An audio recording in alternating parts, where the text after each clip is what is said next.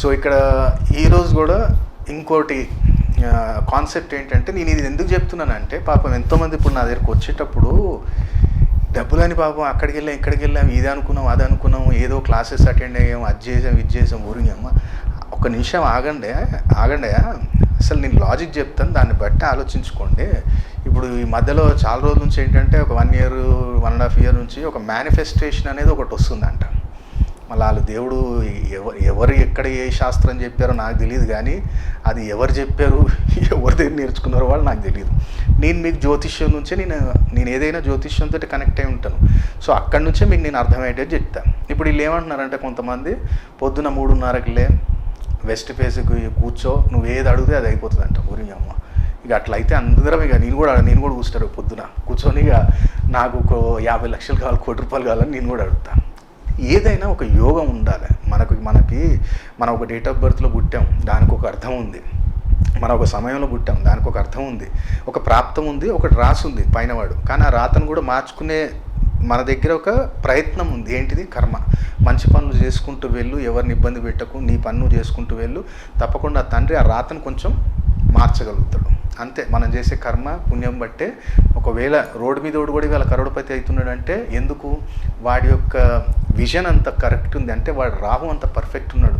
ఆ రాహు ఉండటం వల్లనే వాడు నేను ఈరోజు ఇది కావాలి అనుకున్నప్పుడు ఖచ్చితంగా అది అవుతుంది, ఖచ్చితంగా అవుతుంది. అది జ్యోతిష శాస్త్రమే చెప్తుంది. రాహుని నువ్వు పాజిటివ్ యాక్టివేట్ చేయాలి అంటే, ఇప్పుడు బ్రహ్మముహూర్తం అంటాం మనం, 3 నుంచి 3:45 లోపు మన బ్రహ్మముహూర్తం అని చెప్తాం. కొంతమంది 4:30 దాకా కూడా చెప్తారు, అది వేరే విషయం. బ్రహ్మముహూర్తంలో అనేది ఇది ఏమవుతుందంటే, రాత్రి ఉదయం మధ్యలో ఒక టైం అనేది ఉంటుంది. ఈ ఉదయం రాత్రి మధ్యలో ఒక సమయం, అంటే సాయంత్రం ఎట్లా మనకి 5 to 6:30 మధ్యలో అటు సూర్యాస్తమం అవుతుంటుంది, ఇటు చంద్రుడు వస్తుంటాడు. అది ప్రదోషకాలం అంటాం మనం. సో ఇక్కడ ఏమవుతుందంటే, నువ్వు మార్నింగ్ ఈ ఉదయం రాత్రి మధ్యలో నువ్వు లేచి నువ్వు ఏ డైరెక్షన్లో నువ్వు కూర్చో. వెస్ట్ ఎందుకు చెప్తామంటే, నేను ఇంతకుముందు కూడా చెప్పాను, నేను వెస్ట్కి నైరుతికి 270 degrees వాయువం సైడ్ నువ్వు జరిగి కూర్చొని, అక్కడ నీ మనసులో కోరిక ఏదున్నా సరే కానీ, రాహు పాజిటివ్ ప్లేస్, అది మనం ఇచ్చా ప్రాప్తి స్థానం అంటాం దాన్ని ఆస్ట్రోవాస్తులో. సో అక్కడ కూర్చొని న్యాయబద్ధంగా నాకు ఇది కావాలి తండ్రి అని చెప్పి కోరుకున్నప్పుడు ఏమవుతుందంటే, రాహు యాక్టివేట్ అవుతాడు.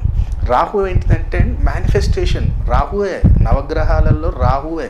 నువ్వు ఏదైనా ఊహించుకుంటే రేపటి నాడు నీ దగ్గరికి తీసుకొచ్చి దాన్ని సాధించేంత పట్టుదల ఇచ్చేది ఎవరు అంటే రాహు. సో నువ్వు రాహుని యాక్టివేట్ చేస్తున్నావు, కానీ రాహుని ఎట్లా కంట్రోల్ చేయాలి? రాహు కరెక్ట్ వాడుకుంటే రాహు అనంతమైన జ్ఞానాన్ని ఇస్తాడు, డబ్బు ఇస్తాడు, బ్రహ్మాండంగా నీకు డెవలప్మెంట్ ఇస్తాడు. కానీ రాహుని ఎట్లా కంట్రోల్ చేయాలో తెలియకపోతే సూర్యుని మింగేసినట్టు, గ్రహణం పట్టినట్టు అట్లా పట్టేస్తాడు నీకు.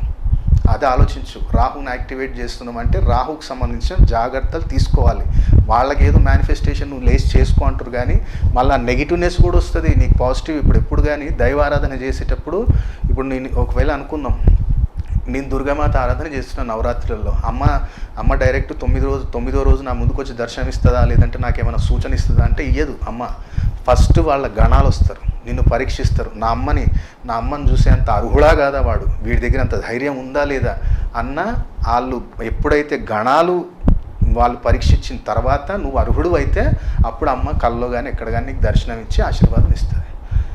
ఇవన్నీ ఏం లేకుండా ఇది అనుకో, నువ్వు పొద్దుగాలు లేచి యూనివర్స్ని అడుగంటే ఎవరిని అడుగుతున్నావు? పొద్దుగాలు లేచి ఇప్పుడు నీకు ఒక దగ్గర నువ్వు కూర్చొని, ఇప్పుడు నువ్వు ఇక్కడ కూర్చున్నావు, ఉదయం కూర్చున్నావు, ఆలోచిస్తున్నావు నాకు ఇది కావాలి, ఈ వారంలో లేదా ఈ నెలలో నువ్వు ఇక్కడ కావాలి అని చెప్పి నువ్వు ఒక మెడిటేషన్ టైప్లో ఒక యూనివర్స్ తోటి కనెక్ట్ అవుతున్నావు అంటున్నావు. యూనివర్స్ అంటే ఏంటిది? అంటే బ్రహ్మ విష్ణు మహేశ్వరుడు కదా. సో అది నువ్వు ఏదో ఒక అనంతమైన యూనివర్స్ అంటే ఆకాశం కాదు. ఆ బ్రహ్మ విష్ణు మహేశ్వరుడు తండ్రిని, వాళ్ళల్లో ఎవరో ఒక రూపాన్ని నువ్వు తలుచుకొని, నువ్వు ఎప్పుడైతే ఒక 5 నిమిషాలు ఇక్కడ కూర్చుంటావో మెడిటేషన్, కేతుని యాక్టివేట్ చేయాలంటే మేము చెప్పేది అదే. జ్యోతిష శాస్త్రంలో డీప్గా తెలిసిన వాళ్ళకి ఇది ఐడియా ఉంటుంది, మరి మిగతా వాళ్ళకి ఏందో నాకు తెలియదు, మేనిఫెస్టేషన్ చెప్పేటోళ్ళకి తెలుసో లేదో నాకు తెలియదు. కానీ నువ్వు ఎప్పుడైతే జ్యోతిష్య శాస్త్రంలో కేతు నీకు పాజిటివ్ కావాలి, ఏ పనులైనా సక్సెస్ కావాలి, అనారోగ్య సమస్య ఉండొద్దు, మెంటల్ డిప్రెషన్ ఉండొద్దు, అనుకున్న పనులలో సక్సెస్ ఉండాలి, అకాల ధన ప్రాప్తి కావాలి, కేతు. సో కేతుని సింపుల్గా రెమెడీ ఏం చెప్తాం? మంచిగా ధ్యానంలో కూర్చో. నీ ఇష్టదైవమా, లేదంటే సింపుల్గా అన్నీ మర్చిపో. నీ ఏదైతే పని అనుకుంటున్నావో ఆ పని తలుచుకుంటూ ఏదైనా మంత్రమో లేదంటే ధ్యానంలోనే కూర్చొని, మనకి ఒక 5 నిమిషాలు మెడిటేషన్ చేస్తే స్థిరంగా ఉండి కేతు పాజిటివ్ అవుతాడు. ఆ కేతు పాజిటివ్ అయినప్పుడే నీకు పనులు స్టార్ట్ అవుతాయి. అప్పుడు నువ్వేమనుకుంటామని మనకు మేనిఫెస్టేషన్ పనిచేసిందన్న. మేనిఫెస్టేషన్ కాదు, ఇది ఎప్పుడో జ్యోతిష్యంలో మనకు ఎప్పుడో చెప్పారు. ఉదయం లేచి ఒక అర్ధగంటన్నా నువ్వు ధ్యానం చేసి సూర్యభగవానికి అర్ఘ్యమి, నీకు ఏ పనులు ఎందుకు సక్సెస్ కాదు? వితిన్ 21 డేస్లో నేను ఛాలెంజ్ చేస్తున్నా. ఏం మేనిఫెస్టేషన్ అవసరం లేదు.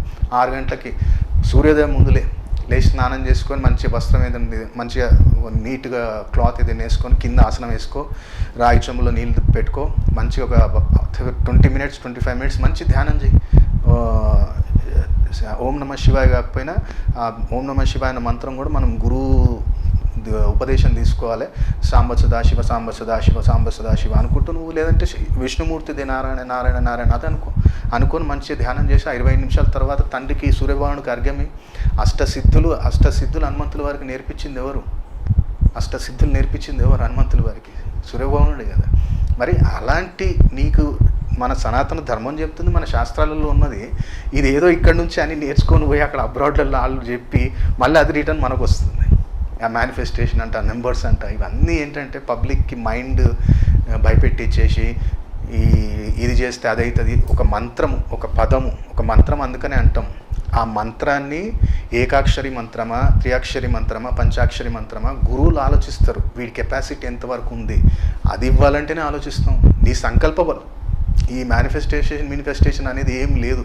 జస్ట్ నీ సంకల్ప బలాన్ని నమ్ముకో, ఒక దైవాన్ని నమ్ముకో. నేను అంటున్నా సూర్యభగవానుడికి డైలీ ఒక 21 డేస్ డైలీ ఒక 25 మినిట్స్ మెడిటేషన్ చేయి. మార్నింగ్ లేచి సూర్యభగవానుడికి అర్ఘ్యం ఇవ్వాలి. ఓం నమో భగవతే సూర్యాయ నమః, లేదా ఓం సూర్యాయ నమః, లేదా ఓం భార్గవాయ నమః, ఏదైనా నువ్వు అనుకుంటే అట్లా జలాన్ని తండ్రికి 21 డేస్లో నీకు చేంజెస్ కాకపోతే అన్నాడు. అవన్నీ వదిలేసి మనం ఇది చేద్దాం అది చేద్దాం, ఈ మేనిఫెస్టేషన్ ఇన్ని గంటలు ఏది చేస్తే అవుతుందంట, స్నానం చేయకుండా చేస్తే అవుతుందంట, ఇవన్నీ వేస్ట్, టైం వేస్ట్. మళ్ళీ ఇది ఒక శాస్త్రం మీద కూడా మీకు నెగిటివ్ ఆలోచన తీసుకొస్తుంది. జ్యోతిష్య శాస్త్రము మనకి చాలా, దాంట్లో ఎన్నో విషయాలు ఉన్నాయి. దాన్ని కరెక్ట్ విధానంలో వాడుకోగలిగితే దాంట్లో మనకి తిరిగే లేదు, మనం అనంతం వాడుకోవచ్చు. కాకపోతే తెలిసి ఉండాలి, ఎక్కడ ఏం చేయాలని తెలిసి ఉంటే చాలా అద్భుతమైన రిజల్ట్స్ ఉంటాయి. కాబట్టి వెళ్ళి కలిసే ముందు, అది అనే ముందు 1-2 సార్లు ఆలోచించండి. కేతు కానీ నెగిటివ్ అయిపోయాడా రోడ్డు మీద తీసుకొచ్చేస్తాడు. రాహుని కంట్రోల్ చేయడం తెలియలేదా, నేను చెప్పాను గ్రహణం పట్టినట్టు నీ లైఫ్లో అన్ని పనులు కూడా రివర్స్ అయిపోతాయి. కేతు ఎప్పుడైతే నెగిటివ్ అవుతాడో రిలేషన్ నిలబడదు, డబ్బు నిలబడదు. కాబట్టి ఎవరిని యాక్టివేట్ చేస్తున్నామో ఆలోచించండి. ఆలోచించి వాళ్ళని ఎట్లా కంట్రోల్ చేయాలో తెలిస్తేనే యాక్టివేట్ చేయాలి తప్ప, లేదు అంటే మాత్రం దుర్ఘటనలు జరగటం ఖాయం. అకాలంగా అన్క్యూరబుల్ డిజీజ్ కూడా రావడం ఖాయం. కాబట్టి డిప్రెషన్లోకి వెళ్ళిపోతారు. చేసే ముందు ఏదైనా ఒక ఎక్స్పర్ట్ అడ్వైస్ తీసుకొని దాని గురించి పూర్తి తెలుసుకోండి. పాజిటివ్ వస్తే ఎట్లా, నెగిటివ్ వస్తే ఎట్లా, అవి 2 తెలుసుకున్న తర్వాత చేయండి. నీకు పాజిటివ్ వస్తుంది పో అంటే కాదు. రూపాయికి 2 సైడ్స్ ఉంటాయి కదా, ఆ 2 సైడ్స్ తెలియాలి. నాకు ఒక సైడే తెలుసా అంటే కాదు. మళ్ళీ ఇటు పడితే నేనేం చేయాలి, నా పరిస్థితి అనేది తెలుసుకోవాలి. అది తెలుసుకొని చేస్తేనే మనకు లైఫ్ టైం సక్సెస్ అనేది ఉంటుంది.